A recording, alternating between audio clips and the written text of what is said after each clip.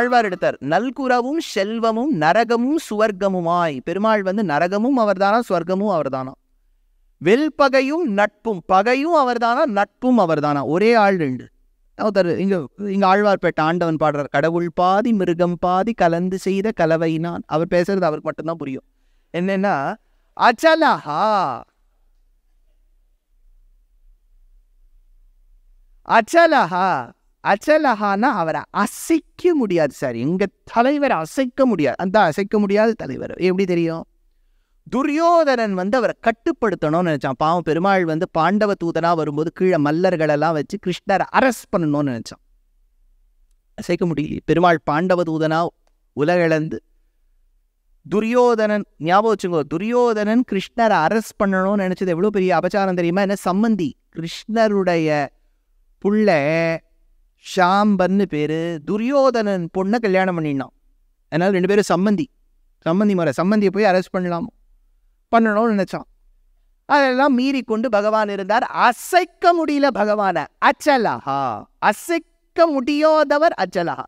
அசைக்க முடியாதவர் அச்சலஹா. சலஹான என்ன? அசைக்க கூடியவர். என்ன சார் இது குழப்பறதே அப்படின்னா, சலஹான இன்னொரு அர்த்தம் உண்டு. ரொம்ப அழகா எடுக்கிறார். இதுக்கு ஒரு சின்ன பாயிண்ட், நீங்க இதை புரிஞ்சுட்டேன்னா ரொம்ப அழகா இருக்கும். விஷ்ணு சஹஸ்ரநாமம். கிருஷ்ணருக்கு 2 உறவு அர்ஜுனன். என்ன சார் உறவு அப்படின்னு கேட்டா, அர்ஜுனன் முதல்ல அத்தை பிள்ளை, குந்தியுடைய பிள்ளை இல்லையா, அதனால கசின். 2வது தங்கைய வேற கல்யாணம் பண்ணிட்டு இருக்காரு. சுபத்ராவை கல்யாணம் பண்ணிட்டதுனால ஆத்துக்கு மாப்பிள்ளை. கசின் பிளஸ் மாப்பிள்ளை, கசின் கம் மாப்பிள்ளை, 2 உறவு. துரியோதனனும் தூரத்து உறவு, இப்ப கிட்ட உறவாயிட்டார், சம்பந்தி ஆயிட்டார். அதனால இப்ப யுத்தம்னு வந்த உடனே Krishna was bound to help both of them. அவர் துவாரகால படுத்துன்னு இருக்கார். அப்போ உங்களுக்கு அந்த கதை தெரியும். சாட்டு முடிச்சுட்டு அவர் படுத்துன உடனே துரியோதனன் வந்து தலைமாட்டுக்கிட்ட வந்து உட்காந்துன்னான். கொஞ்ச நாள் கழிச்சு அர்ஜுனன் வந்து கால் மாட்டுக்கிட்ட வந்து உட்காந்துன்னான். பெருமாள் வந்து எழுந்த உடனே, ஹலோ அர்ஜுன், ஆக்ஷன் கிங் கப்பாயா, எப்பப்பா வந்தேன்? உடனே துரியோதனன் கோவம் வந்தது. மே பெஹலாயா, நான் தான் முதல்ல வந்தேன். ஏண்டாப்பா வந்தவன் போய் பின்னாடி உட்காந்துப்பியோ, முன்னாடி வாயேன். சரி, why did you come, what brought you ஹியர்னு கேட்டார். இப்போ யுத்தம் நடக்க போதே உன்னுடைய ஹெல்ப் வேணும். அப்போ கிருஷ்ணர் சொல்லிட்டார், சிம்பிளாக சொல்லிட்டார். இதை பார்ப்பா, ஒரு பக்கம் என் சைன்யம் full battalion, Rafale jet, S-400 AK-47 ஒரு பெரிய ஆர்மி. இன்னொரு ஆப்ஷன் பி, நான் மட்டும் புல்லாங்குழலோட உட்காந்துட்டு இருப்பேன், மயில் பீலியும் இருக்கும் சேர்த்து. எது உனக்கு வேணும்னு உடனே துரியோதனன் வாய் திறக்கிறதுக்குள்ள பெருமாள் சொல்லிட்டேன், இளையவனுக்கு தான் எப்போவுமே ஃபர்ஸ்ட் சாய்ஸ் கொடுக்கணும். ரியல் எஸ்டேட்லாம் பிரிக்கும் போது அப்பா அம்மா சின்னவாளுக்கு தான் ஃபர்ஸ்ட் சாய்ஸ் அப்படின்னு சாஸ்திரம் இருக்கு. இப்போ எல்லாம் அத்வைத்தம் தான், எல்லாத்தையும் ஒரே குழந்தை தான்.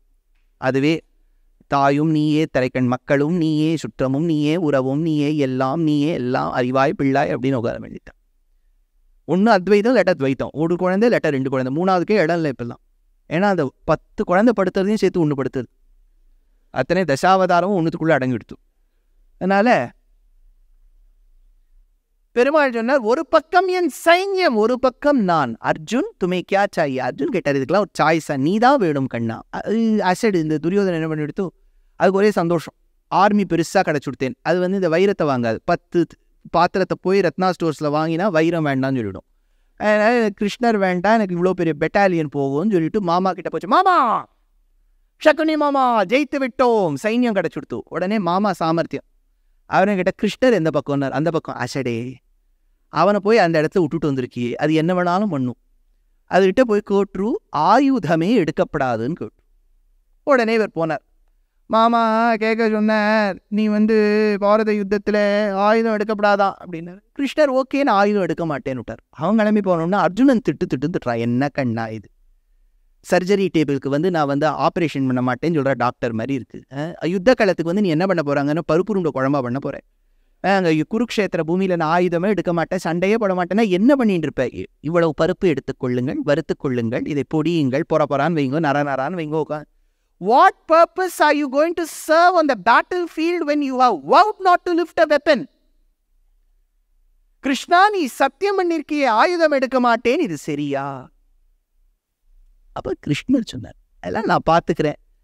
அர்ஜுனா, உன்னுடைய டிரைவர் வர இருக்காரே, அவரை கேஷுவல் லீவ் போட்டு சொல்லு, 18 நாள். போட்டுவிட்டால் என் ரதத்தை யார் ஓட்டுவார்கள் கண்ணா? நான் பெருமாள் நான் ஓட்டுறேன்.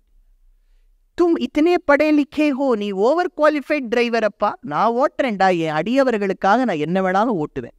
பார்த்தனுக்கு சாரதி ஆயிட்டார். கிருஷ்ணர் என்ன ப்ராமிஸ் பண்ணியிருக்கார்? நான் ஆயுதம் எடுக்க மாட்டேன்னு ப்ராமிஸ் பண்ணியிருக்கார். இதை பீஷ்மர் கேட்டுட்டார். அவர் ஏதோ டைம்ஸ் ஆஃப் ஹஸ்தினாபுரான்னு ஒரு நியூஸ் பேப்பர் அப்போ வரும், அதை படிச்சுட்டார். அதில் படிக்கும்போது தெரிஞ்சு கொடுத்து கிருஷ்ணர் ஆயுதம் எடுக்க மாட்டேன்னு சத்தியம் பண்ணியிருக்கார். உடனே அவர் பிரஸ் மீட்டை கூட்டார். எல்லா டிவி சேனலும் வந்தது. இல்லை சார், நீங்கள் என்ன சார் நினைக்கிறீங்க?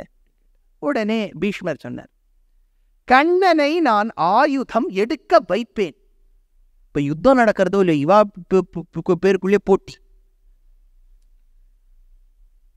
நியூஸ் பேப்பர் அடுத்த நாள் ரிப்போர்ட் பண்றது, ஒரு ஹாஃப்ல Bhishma says he will make Krishna lift the weapon. Right hand side, Krishna says I will not lift the weapon. ஜெயிப்பது யார் தெரியவில்லை, பார்க்கவும் 9 மணி செய்திகள். என்ன நடக்க போறதுன்னே தெரியல. அப்ப ஆரம்பிச்சது யுத்தம். முதல் நாள் பாவம் அர்ஜுனன் கேட்டான், எதிர்க்கே நிற்பது அவர்கள் உடம்பில் ஓடும் ரத்தமும் என் உடம்பில் ஓடும் ரத்தமும் ஒன்றல்லவா? ஏண்டாப்பா, யுத்தம் பண்றதுக்கு முன்னாடி உனக்கு இந்த பிளட் குரூப்லாம் தெரியாதா? இப்பதான் நான் கேட்பேன் அப்படின்னு கிருஷ்ணர் ஏதோ சாதாரணமாக சொன்னார்னு பார்த்தா அவர் உபதேசம் பண்ண ஆரம்பிச்சுட்டார். கர்ம யோகம், ஞான யோகம், பக்தி யோகம். அர்ஜுனனுக்கு ஏன் தான் கேட்டோமோன்னு ஆயிடுச்சு. நம்ம ஏதோ சாதாரணமாக சண்டை போடலாமா வேண்டாமான்னு கேட்டவுடனே ஒரு 700 ஸ்லோகம் படப்படப்படப்படான்னு சொல்ல ஆரம்பிச்சுட்டார். சரி கிருஷ்ணன், நான் சண்டை போட்டுவிட்றேன் கிருஷ்ணா, ஸ்டாப் இட். 700 ஸ்லோகத்துக்கே பகவத்கீதை சொல்றதுக்கு துஷ்யன் தவிப்பார். அதுக்கும் இன்னும் 700க்கெல்லாம் மேலே சொல்ல வேண்டாம், நான் சண்டையே போட்டுவிடுறேன். சண்டை போட ஆரம்பிச்சாச்சு. முதல் நாள் யுத்தம் நடக்கிறது, 2வது நாள் யுத்தம் நடக்கிறது, 3வது நாள் ஒத்தர் செத்து போல. அர்ஜுனன் இங்கேருந்து ஒரு அம்படிக்கிறான். பீஷ்மர் வெரி குட் கேட்ச் அப்படின்னு அவர் திரும்பி போடுறார். அர்ஜுனன் சண்டை போடலாமான்னு கேட்டா அர்ஜுனன் 100 கிராம் வெயிட் ஜாஸ்தி. ஆனாலும்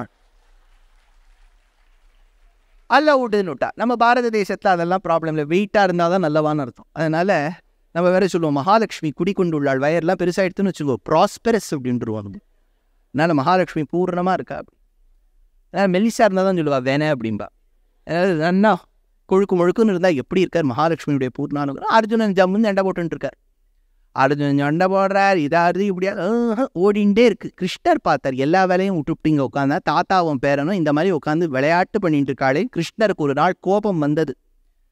நீ பீஷ்மரோடு யுத்தம் செய்யாவிடில் நான் இவனை வதம் செய்கிறேன். அர குலய தர குலய. அந்த ரதாரூடனாக இருக்கக்கூடிய பகவான் ரதத்திலேந்து குதித்தார். அந்த கேசபாசங்கள் அப்படியே வீசியது. கீழே ரதத்தின் சக்கரம் கீழே கிடக்க அதை சுமந்தார். அதை சுற்றினார். சக்கரம் போல் சுதர்சனாக பாய்ந்து பீஷ்மர் கிட்ட ஓடினார். அப்ப பீஷ்மர் சொன்னார், கையில் அவர் ஆயுதத்தெல்லாம் போட்டார், கிருஷ்ணா இதுக்காக தான் நான் காத்துட்டது. I should die at your hands. என்ன பெருமை, சர்வலோகேஸ்வரன் என வதம் பண்ணிருக்காருங்கிற பெருமை. ஓ எதிர்க்க நிக்கிறேனே, இப்ப என்ன கொன்னுடுறா, ஆயுதம் எடுத்துன்னு வந்திருக்க, கொன்னுடு. அப்ப பீஷ்மர் மனசுல யோசிச்சாராம், தான் ஆயுதம் எடுக்க மாட்டேன்னு ஒரு சத்தியம் பண்ணா, ஆனா அடியவன் ஆன என் மீது எவ்வளவு காதல் பிராவண்யம்னா, தான் செய்த சத்தியம் உடைந்து போனாலும் பரவாயில்லை, நான் செய்த சத்தியத்தை மெய்ப்பிக்க வேண்டும் என்பதற்காக ஆயுதம் எடுத்தியே, அதனால உனக்கு சலஹான்னு பேர்.